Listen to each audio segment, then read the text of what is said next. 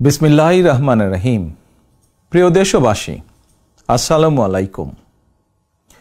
দেশের গণতান্ত্রিকামী জনগণকে বাংলাদেশ জাতীয়তাবাদী দল বিএনপির ৪৬তম প্রতিষ্ঠা বার্ষিকীর শুভেচ্ছা। প্রতিষ্ঠার পর থেকে আজ পর্যন্ত রাষ্ট্র পরিচালনা কিংবা বিরোধী রাজনৈতিক দল হিসাবে দেশে গণতন্ত্র এবং মানুষের অধিকার প্রতিষ্ঠার প্রতিটি আন্দোলন সংগ্রামে বিএনপি দেশ এবং জনগণের স্বার্থ সমুন্নত রেখেছে। এ কারণেই শত প্রতিকূল পরিস্থিতি পেরিয়েও দেশের গণতান্ত্রিকামী জনগণের কাছে স্বাধীনতার ঘোষকের দল বিএনপি সবচেয়ে জনপ্রিয় এবং বিশ্বস্ত রাজনৈতিক প্রতিষ্ঠান।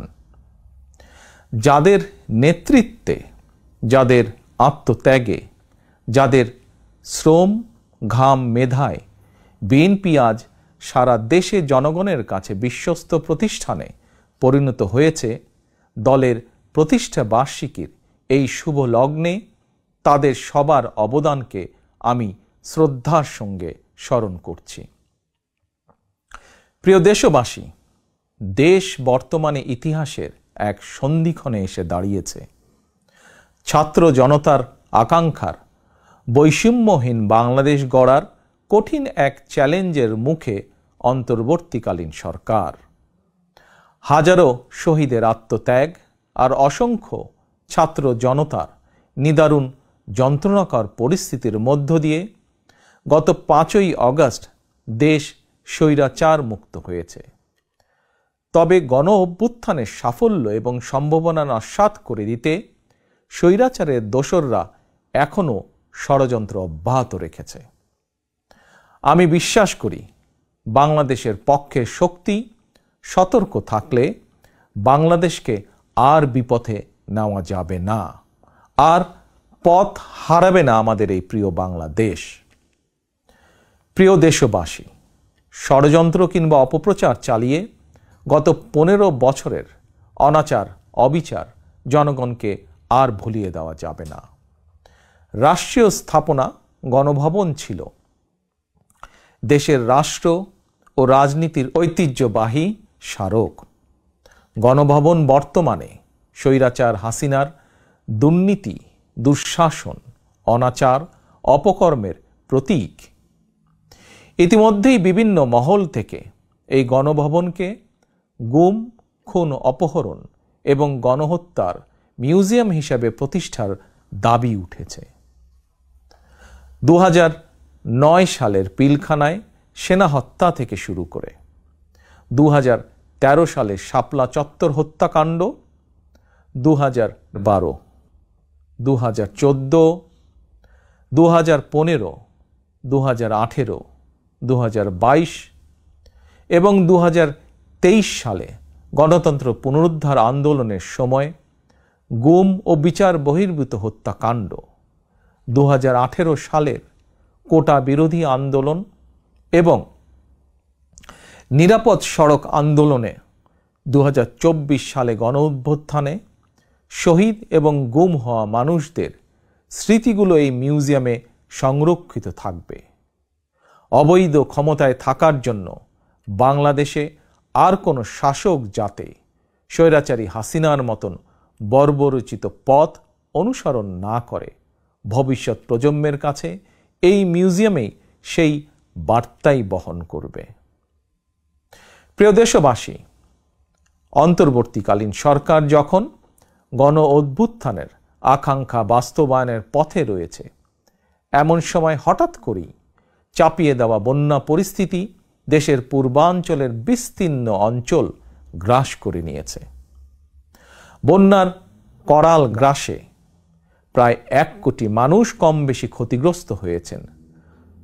অনেক মানুষ মারা গিয়েছেন, বিনষ্ট হয়েছে সম্পদ। এমন পরিস্থিতিতে সাধ্যমতন বন্যার্তদের পাশে দাঁড়াতে বিএনপি প্রতিষ্ঠা বার্ষিকীর সকল কর্মসূচি বাতিল করেছে। ইতিমধ্যে কোনো কোনো এলাকায় বন্যার পানি কমতেও শুরু করেছে। ফলে যারা বন্যায় ক্ষতিগ্রস্ত হয়েছেন, এই মুহূর্তে তাদেরকে বন্যা বিধ্বস্ত ঘরে ফেরানো কিংবা তাদের পুনর্বাসন প্রক্রিয়া বন্যাকালীন পরিস্থিতি থেকেও কিছুটা জটিল। সুতরাং আপনাদের কাছে আমার বিনীত অনুরোধ, আপনারা বন্যায় ক্ষতিগ্রস্তদের প্রতি আপনাদের সহযোগিতা দয়া করে অব্যাহত রাখুন। সমন্বিতভাবে ক্ষতিগ্রস্তদের পাশে দাঁড়ান। বিশেষ করে যেসব পরিবারে নারী, শিশু, বৃদ্ধ কিংবা বৃদ্ধা রয়েছেন, অগ্রাধিকার ভিত্তিতে তাদের প্রতি দয়া করে সহায়তার হাত বাড়িয়ে দিন। সফলজনকভাবে বন্যা পুনর্বাসন প্রক্রিয়া সম্পন্ন করতে একজন নাগরিক হিসাবে সরকারি উদ্যোগ বাস্তবায়নেও দয়া করে সক্রিয় ভূমিকা রাখুন। প্রিয় দেশবাসী, রাষ্ট্র, রাজনীতি, শিক্ষা, সংস্কৃতি, অর্থনীতি, জনপ্রশাসন, বিচার বিভাগ সকল ক্ষেত্রে দেশকে এক নৈরাজ্যকর অবস্থায় রেখে স্বৈরাচারী হাসিনা পালিয়েছে। দেশকে একটি ঋণ নির্ভর, আমদানি নির্ভর, পরনির্ভর করে রেখে স্বৈরাচারী হাসিনা পালিয়েছে। শুধুমাত্র একজন হাসিনাই পালিয়ে যায়নি, তার বিনা ভোটের মন্ত্রিসভা, বিনা ভোটের সকল এমপি, এমনকি তাদের নিয়োগ দেওয়া বায়তুল মোকাররমের খতিব পর্যন্ত পালিয়েছে।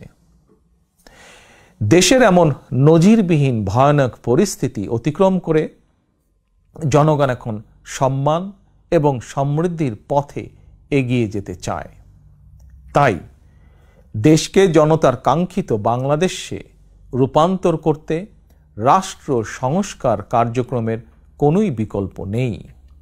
তবে রাষ্ট্র সংস্কার একটি চলমান, দীর্ঘমেয়াদী এবং ধারাবাহিক প্রক্রিয়া। টেকসই এবং কার্যকর উপায়ে রাষ্ট্র সংস্কার করতে হলে সংস্কার প্রক্রিয়ার সঙ্গে অবশ্যই জনগণের প্রত্যক্ষ অংশগ্রহণ থাকা জরুরি। গণতান্ত্রিক বিশ্বের দেশগুলোতে জনগণের ভোট প্রয়োগের অগ্রাধিকার নিশ্চিত করার মাধ্যমে রাষ্ট্র সংস্কার কার্যক্রমে জনগণের অংশগ্রহণ নিশ্চিত করা হয়ে থাকে। কারণ একটি গণতান্ত্রিক রাষ্ট্রে সরকার এবং জনগণের মধ্যে কার্যকর সেতুবন্ধন হচ্ছে জনপ্রতিনিধিত্বশীল জাতীয় সংসদ। প্রিয় দেশবাসী, জনগণের লুণ্ঠিত ভোটের অধিকারকে পুনঃপ্রতিষ্ঠিত করে একটি জনপ্রতিনিধিত্বশীল সরকার প্রতিষ্ঠার লক্ষ্যে রাষ্ট্র সংস্কারে প্রথম পদক্ষেপ হিসাবে অগ্রাধিকার ভিত্তিতে নির্বাচন কমিশন, আইন শৃঙ্খলা বাহিনী, জনপ্রশাসন, দুদক সহ সাংবিধানিক প্রতিষ্ঠানগুলো সংস্কার কিংবা পুনর্গঠন জরুরি। সেই লক্ষ্য অর্জনে অন্তর্বর্তীকালীন সরকার তাদের পরিকল্পনা অনুযায়ী রাষ্ট্র সংস্কার কার্যক্রম এগিয়ে নিচ্ছে বলে আমরা মনে করি। সুতরাং জনগণের প্রত্যক্ষ ভোটে একটি জনপ্রতিনিধিত্বশীল রাষ্ট্র এবং সরকার গঠনের লক্ষ্যে দেশকে নির্বাচনী রোডম্যাপে তোলার জন্য প্রয়োজনীয় রাষ্ট্র সংস্কারের জন্য জনগণ অন্তর্বর্তীকালীন সরকারকে সব রকমের সহায়তা করতে প্রস্তুত। প্রিয় দেশবাসী, আমি মনে করি, আমাদের দল বিএনপি মনে করে, রাষ্ট্র সংস্কারকে কার্যকর করতে হলে দেশের রাজনৈতিক দলগুলোর দৃষ্টিভঙ্গি এবং কার্যক্রমেও স্বচ্ছতা নিশ্চিত করার বিষয়টিও উপেক্ষা করার কোনোই সুযোগ নেই।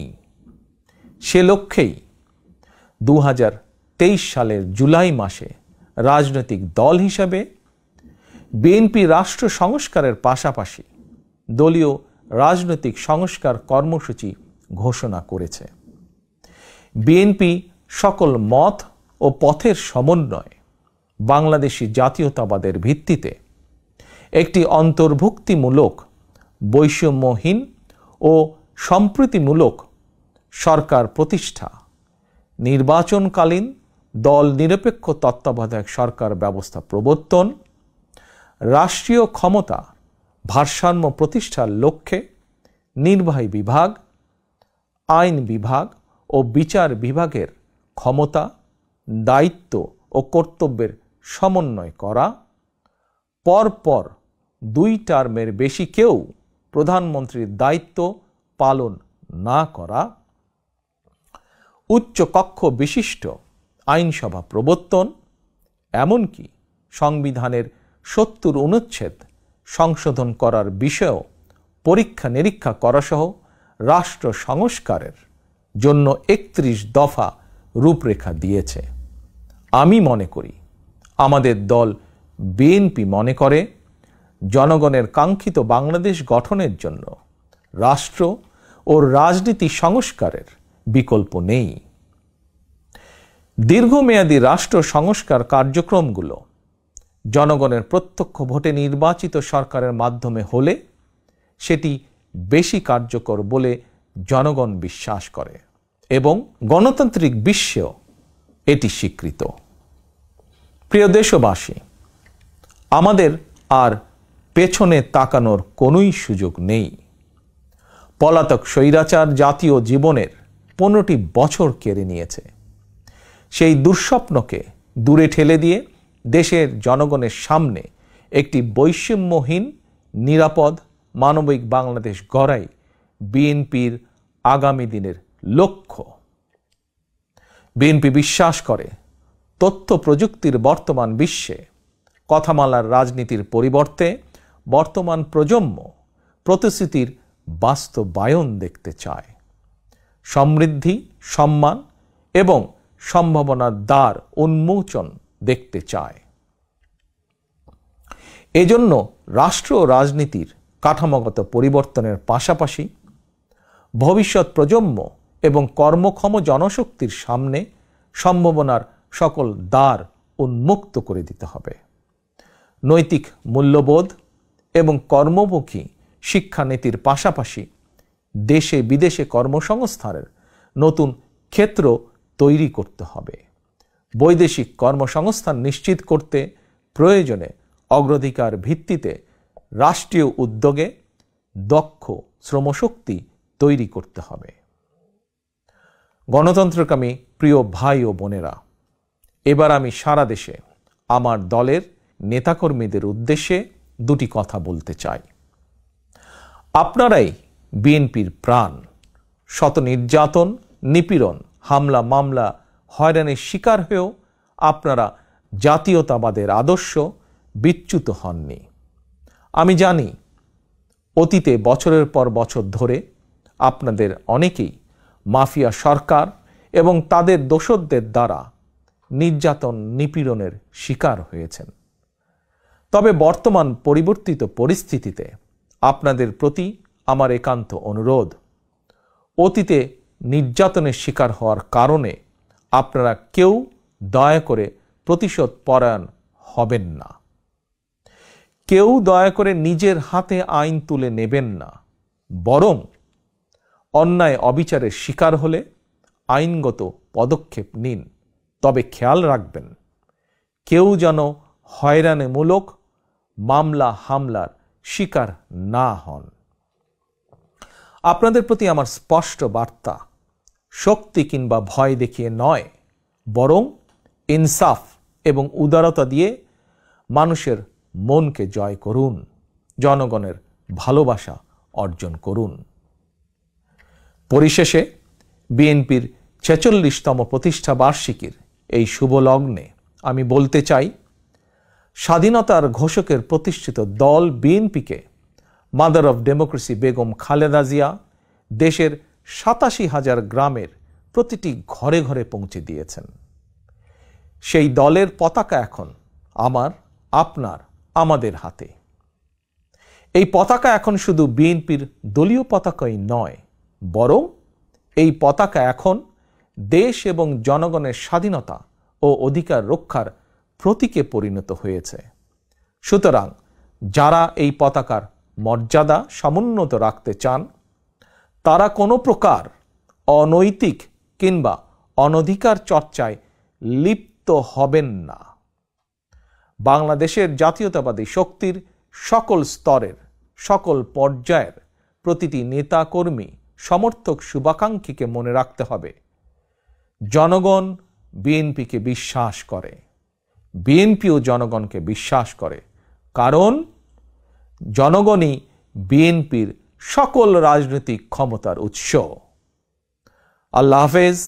বাংলাদেশ জিন্দাবাদ, বাংলাদেশ জাতীয়তাবাদী দল জিন্দাবাদ।